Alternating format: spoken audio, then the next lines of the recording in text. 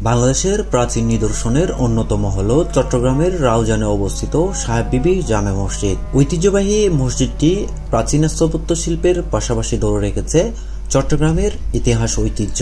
মসজিদটির অবস্থান রাউজান উপজেলার পৌর এলাকার ৯ নম্বর ওয়ার্ডের হারিমিয়া চৌধুরীর বাড়িতে। সুদৃশ্য এই স্থাপনাটি দাঁড়িয়ে আছে ৮টি পিলারের উপর।